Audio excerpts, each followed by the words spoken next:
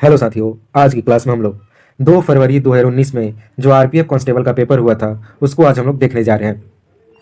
इस क्लास में हम लोग टोटल 50 प्रश्न को देखेंगे और वो भी सिर्फ 10 मिनट में। ये बात मैं बार बार इसलिए रिपीट करता हूं कि आपको याद दिला दूं कि काफ़ी ये छोटा सा वीडियो होने जा रहा है और आप इसको फुल वॉच करके जाएंगे। टोटल 50 प्रश्नों को आप देख कर जाएंगे और आप लोग को मालूम होना चाहिए कि एक वीडियो बनाने में लगभग 4 घंटे का टाइम लगता है, तो इसलिए आप कम से कम एक लाइक दे ही सकते हैं। एक लाइक और एक सब्सक्राइब दे दें इसके बदले। तो चलिए आज की क्लास हम लोग शुरू करते हैं और आज की क्लास का पहला प्रश्न है, 1798 में ब्रिटिश भारत में सहायक गठबंधन प्रणाली की शुरुआत किसने की थी? तो इसकी शुरुआत लॉर्ड वेलेस्ली द्वारा किया गया था 1798 में। और मैं आपको एक और बात बार बार कह रहा हूं कि आप एक प्रश्न से लगभग 50 प्रश्न को बनाइए। यहां पर देखिए, यहां पर वायसराय और गवर्नर जनरल से प्रश्न है, तो आप लूसेंट या कोई भी बुक उठा के उससे रिलेटेड कम से कम, मैक्सिमम आप कितना भी कर सकते हैं, कम से कम 50 प्रश्न को आप इससे रिलेटेड सॉल्व कीजिए, तब जाके आपका जीके मजबूत होगा। चलिए अगले प्रश्न पे चलते हैं। अगला प्रश्न है, भारत सरकार अधिनियम 1919 द्वारा खाली स्थान की शुरुआत की गई थी। तो इसकी शुरुआत द्विसदन और प्रत्यक्ष चुनाव की गई थी भारत सरकार अधिनियम 1919 के तहत। अगला प्रश्न है, एनईएफटी का बैंकिंग लेन देन में पूर्ण रूप क्या है? तो इसका पूर्ण रूप है नेशनल इलेक्ट्रॉनिक फंड ट्रांसफर, इसका फुल फॉर्म है, जो कि बैंक से रिलेटेड है। अगला प्रश्न है, न्यूट्रॉन की खोज किसने की थी? तो न्यूट्रॉन की खोज जेम्स चैडविक ने की थी। इससे रिलेटेड प्रश्न पूछ चुका है, अगर आप पूरे प्लेलिस्ट में देखे होंगे, इसका वीडियो पीछे जो अपलोड हुआ है उसमें पूछा था प्रोटॉन की खोज किसने की थी। तो प्रोटॉन की खोज रदरफोर्ड ने की थी। आप कमेंट में बताएंगे कि इलेक्ट्रॉन की खोज किसने की थी। यहां तो हो गया न्यूट्रॉन की खोज जेम्स चैडविक। अगला प्रश्न है, जो यौगिक आमतौर पर पानी में घुलनशील होते हैं और सॉल्वेंट में अघुलनशील होते हैं उन्हें कहा जाता है? जो पानी में घुल जाते हैं लेकिन सॉल्वेंट में घुलते नहीं है, उन्हें क्या कहा जाता है? तो उन्हें इलेक्ट्रोवायलेंट यौगिक कहा जाता है। इलेक्ट्रोवायलेंट यौगिक जो होते हैं पानी में घुल जाते हैं लेकिन सॉल्वेंट में नहीं घुलते हैं। अगला प्रश्न है, राष्ट्रीय खेल विकास कोष की स्थापना 1998 में खाली स्थान द्वारा की गई थी। तो राष्ट्रीय खेल विकास कोष जो कि 1998 में इसकी स्थापना हुई थी, भारत सरकार द्वारा की गई थी। और मैं एक बार और याद दिला दूं, अगर आपको ये वीडियो पसंद आ रहा है तो एक लाइक आप दे दे, क्योंकि आप जानते हैं कि मैं अभी करंट में बिहार के गवर्नमेंट टीचर के पद पर पदस्थापित हूं। दिन भर स्कूल में रहना होता है, रात में आपके लिए 2 रोज वीडियो तैयार करता हूं और इसमें लगभग 6 से 7 घंटा लग जाता है। आप लोग के लिए तैयार कर रहा हूं ताकि आप भी एक गवर्नमेंट इंप्लॉय बन जाए, तो इसके लिए आप लोग एक लाइक दे देंगे। अगला प्रश्न है, प्रतिरोध की एसआई इकाई क्या है? तो प्रतिरोध की एसआई यूनिट ओम है। ओम जो है प्रतिरोध की एसआई यूनिट है। अगला प्रश्न है, निम्नलिखित में से किसे संविधान सभा में ऐतिहासिक उद्देश्य संकल्प को आगे बढ़ाया था? उद्देश्य संकल्प को संविधान सभा में किसने आगे बढ़ाया था? तो ये जवाहरलाल नेहरू जी ने संविधान सभा में उद्देश्य संकल्प को आगे बढ़ाया। अगला प्रश्न है, अर्जुन पुरस्कार किस क्षेत्र में उत्कृष्टता के लिए प्रदान किया जाता है? तो ये अर्जुन पुरस्कार जो है खेल के क्षेत्र में दिए जाने वाला एक पुरस्कार है। तो आप यहां देख रहे हैं खेल से पुरस्कार है, तो आप पुरस्कार से जो भी खेल से रिलेटेड पुरस्कार है उनका प्रश्न लगाएंगे। करीब 25-50 प्रश्न को इससे रिलेटेड लगाएंगे, तब जाके आपका सारा जीके कंप्लीट होगा। अगला प्रश्न है, सोमनाथ मंदिर किस राज्य में स्थित है? तो सोमनाथ मंदिर गुजरात में स्थित है। अगला प्रश्न है, किस संधि के तहत हिंदू संयुक्त निर्वाचन मंडल को यथावत बनाए रखा गया और दलित वर्गों को आरक्षित सीटें प्रदान की गई? तो ये आपका हो जाएगा पूना समझौता के तहत ये सब किया गया। पूना समझौता 1932 में हुआ था। अगला प्रश्न है, उपभोक्ता संरक्षण अधिनियम कब पारित हुआ था? यह प्रश्न अब तक 3 बार पूछा जा चुका है। तो उपभोक्ता संरक्षण अधिनियम 1986 में पारित हुआ था। अगला प्रश्न है, यूएसए का सबसे अधिक आबादी वाला शहर कौन है? तो आपका न्यूयॉर्क जो हो जाएगा अमेरिका का सबसे अधिक आबादी वाला शहर है। यूएसए का अगर फुल फॉर्म पूछ दे तो यूनाइटेड स्टेट्स ऑफ अमेरिका होता है। अगला प्रश्न है, भारतीय संविधान के निम्नलिखित किस अनुच्छेद में संवैधानिक उपचार का अधिकार शामिल है? तो ये आपका अनुच्छेद 32 में संवैधानिक उपचार का अधिकार शामिल है और इसी अनुच्छेद को बी.आर. अम्बेडकर ने संविधान की आत्मा कहा था। अगला प्रश्न है, भारत में गेंडा निम्नलिखित किस राष्ट्रीय उद्यान में पाया जाता है? गेंडा किस राष्ट्रीय उद्यान में पाया जाता है? तो काजीरंगा राष्ट्रीय उद्यान में गेंडा पाया जाता है। और काजीरंगा कहाँ स्थित है?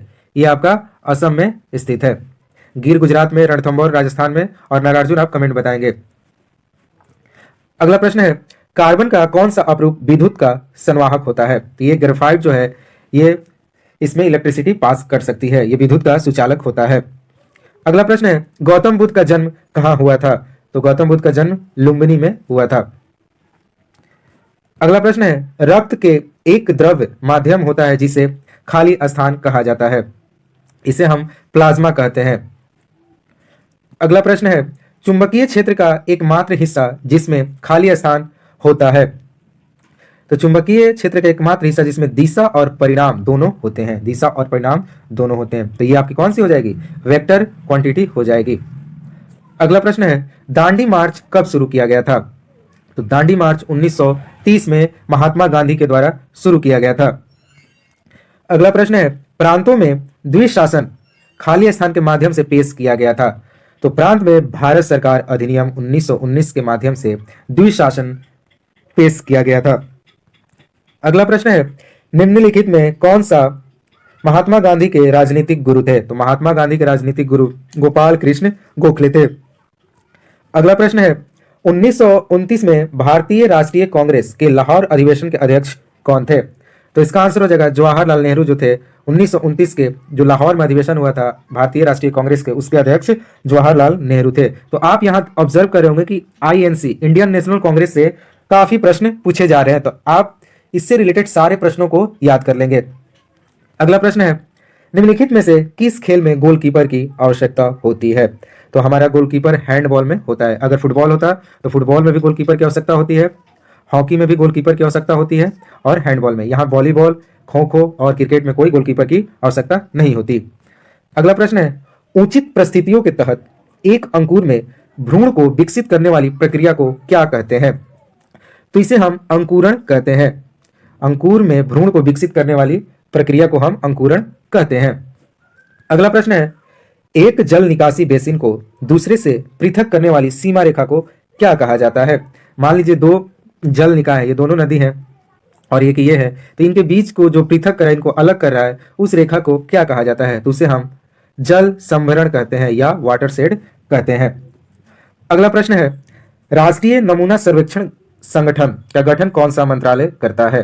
तो ये फिर से वही प्रश्न आ गया, तो इसका आंसर हो जाएगा सांख्यिकी और कार्यक्रम कार्यान्वयन मंत्रालय इसका गठन करता है। आप लोग के लिए एक कंप्लीट प्लेलिस्ट बनाई गई है आरपीएफ वाली, तो आप उस प्लेलिस्ट को जाकर सारा उसमें का वीडियो देखेंगे और तब जाके आप एनालाइज करेंगे तो कहां से कौन सा प्रश्न बना है, किस टॉपिक से कौन सा प्रश्न बना है।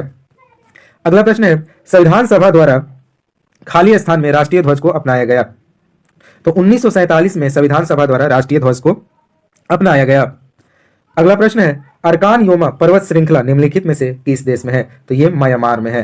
अरकान योमा पर्वत श्रृंखला म्यांमार में स्थित है। अगला प्रश्न है, प्रधानमंत्री खाली स्थान द्वारा नियुक्त किया जाता है। तो ये तो प्रश्न 2 बार पूछ चुका है। प्रधानमंत्री राष्ट्रपति के द्वारा नियुक्त किया जाता है और राष्ट्रपति जो होता है भारत के मुख्य न्यायाधीश द्वारा नियुक्त किया जाता है। अगला प्रश्न है, 1873 में सत्य शोधक समाज की स्थापना किसने की थी।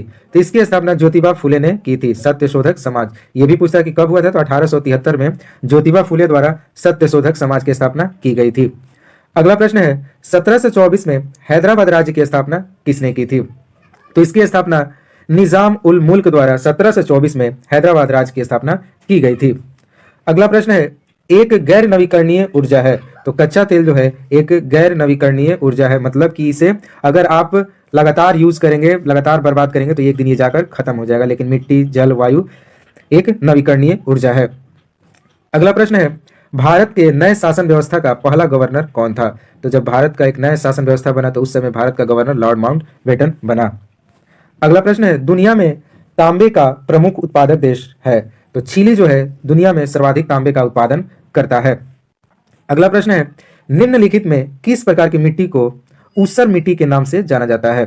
ऊसर मिट्टी, तो ये आपकी खारी जो है नमक युक्त मिट्टी को हम ऊसर मिट्टी के नाम से जानते हैं। अगला प्रश्न है, यह प्रश्न भी रिपीट हुआ है, आप जाकर प्लेलिस्ट में सारी वीडियो को एक बार देखिए। धर्मनिरपेक्ष शब्द को खाली स्थान द्वारा संविधान सभा में जोड़ा गया। तो इसे 42वां संविधान संशोधन के द्वारा भारतीय संविधान की प्रस्तावना में जोड़ा गया था, धर्मनिरपेक्ष।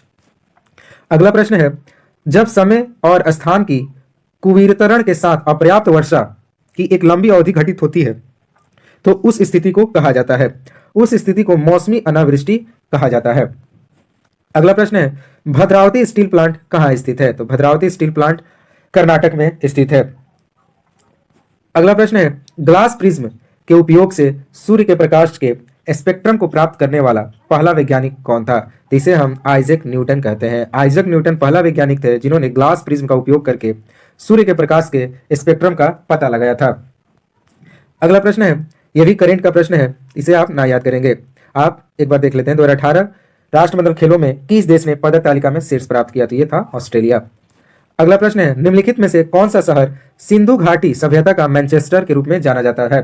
तो ये लोथल जो है सिंधु घाटी सभ्यता का मैनचेस्टर के रूप में जाना जाता है। और भारत का मैनचेस्टर किसे कहा जाता है? इसे अहमदाबाद को भारत का मैनचेस्टर कहा जाता है। अगला प्रश्न है, प्रकाश के संपर्क में आने पर पौधे का कौन सा हार्मोन कोशिका वृद्धि में सहायक होता है? तो ये ऑक्सिन हार्मोन जो है प्रकाश के संपर्क में आने पर पौधे का कोशिका वृद्धि में सहायक होता है। अगला प्रश्न है, अरुणाचल प्रदेश अपनी सीमाओं को निम्न में से किस राष्ट्र के साथ साझा नहीं करता है? अरुणाचल प्रदेश जो है, आप बताइए किस देश के सीमा साझा नहीं करता है? तो ये बांग्लादेश के साथ सीमा साझा नहीं करता है। तिब्बत, भूटान और म्यांमार के साथ करता है, लेकिन बांग्लादेश के साथ नहीं करता है। अगला प्रश्न है, राष्ट्रीय परिवार स्वास्थ्य सर्वेक्षण का प्रकाशन कौन करता है? तो इसका प्रकाशन स्वास्थ्य और परिवार कल्याण मंत्रालय द्वारा किया जाता है।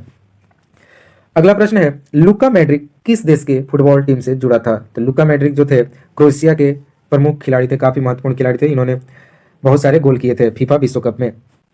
अगला प्रश्न है, भारत में संघ लोक सेवा आयोग की स्थापना कब की गई थी? तो ये 1926 में संघ लोक सेवा यानी यूपीएससी की स्थापना 1926 में की गई थी। अगला प्रश्न है, निम्नलिखित में से खिलाड़ियों में से कौन टेबल टेनिस से जुड़ा है? तो मनिका बात्रा जो है टेबल टेनिस से जुड़ी हुई खिलाड़ी है। साइना नेहवाल बैडमिंटन खेलती है, बबीता फोगाट कुश्ती से संबंधित है और मैरी कॉम भी बॉक्सिंग से संबंधित है। अगला प्रश्न है, निम्नलिखित खिलाड़ियों में कौन टेबल टेनिस से जुड़ा है? तो फिर से वही प्रश्न, मनिका बत्रा। अगला प्रश्न है, निम्नलिखित में से ब्रिटिश राजदूत कौन था जो जहांगीर के काल में भारत आया था? तो सर थॉमस रो जो था जहांगीर के शासनकाल में भारत आया था, जो कि एक ब्रिटिशर्स था। तो यहां से देखिए बहुत सारे यात्री जो भारत आए थे, तो आप उनसे रिलेटेड प्रश्न को खोज के याद करेंगे कि चंद्रगुप्त द्वितीय के शासनकाल में कौन आया था, अशोक के शासनकाल में कौन आया था, अकबर के शासन, ऐसे रिलेटेड आपको बहुत सारे प्रश्न मिलेंगे यात्री से रिलेटेड। आप उसको सर्च करेंगे और यहां से एक टॉपिक क्रिएट करेंगे और सारे प्रश्नों को याद कर लेंगे। और आज का लास्ट प्रश्न है, निम्नलिखित में कौन सा यूरोप का एक बाल्टिक राज्य है? तो ये डेनमार्क जो है यूरोप में एक बाल्टिक राज्य है। तो हम यहाँ पर टोटल 50 प्रश्नों को खत्म कर चुके हैं, देख चुके हैं। अगर आपको ये वीडियो पसंद आया है तो लाइक करें और चैनल को सब्सक्राइब करें। तब तक मिलते हैं नए वीडियो के साथ। जय हिंद, जय भारत।